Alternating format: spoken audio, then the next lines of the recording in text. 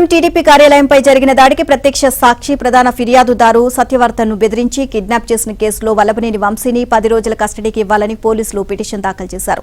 ఈ పిటిషన్పై Vijayawada SC ST కోర్టులో ఇవాళ విచారణ జరగనుంది. అటు విజయవాడ జిల్లా జైల్లో ఉన్న తనకు ఇంటి భోజనాన్ని అనుమతించాలి అని వంశీ కోర్టును కోరారు. జైల్లో తనకు కొన్ని సదుపాయాలు కావాలి అని కోరుతూ కోర్టులో పిటిషన్ దాఖలు చేశారు. వంశీ వెన్నునొప్పుతో బాధపడుతున్నారని, నిద్రపోవడానికి మంచం ఏర్పాటు చేయించాలని ఆయన తరపు న్యాయవాది కోర్టును కోరారు. అదేవిధంగా ఆరోగ్య కారణాల రీత్యా ఇంటి నుంచి భోజనాన్ని అనుమతించాలని విజ్ఞప్తి చేశారు. దీంతో పాటు బెయిల్ మంజూరు చేయాలని మరో పిటిషన్ దాఖలు చేశారు. ఈ పిటిషన్పై కూడా ఎస్సీ ఎస్టీ కోర్టులో ఇవాళ విచారణ జరగనుంది. అటు ఇవాళ వంశీని కలిసేందుకు వైఎస్ జగన్ జైలుకు వెళ్లనున్నట్లు తెలుస్తోంది.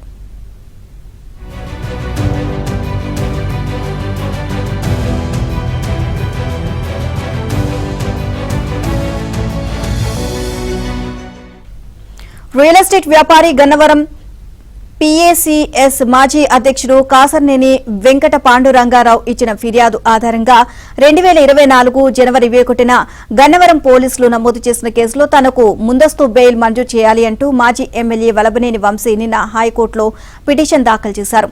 పాండురంగారావుపై జరిగిన దాడి ఘటనతో తనకు సంబంధం లేదు అన్నారు. రాజకీయ కారణాలతో తనను ఈ కేసులో నిందితుడిగా చేర్చే అవకాశం ఉంది అన్నారు. అందువల్ల ముందస్తు బెయిల్ ఇవ్వాలని కోరారు. మరోవైపు గన్నవరం టీడీపీ కార్యాలయంపై దాడి కేసులో మరో ముగ్గురు లొంగిపోయారు.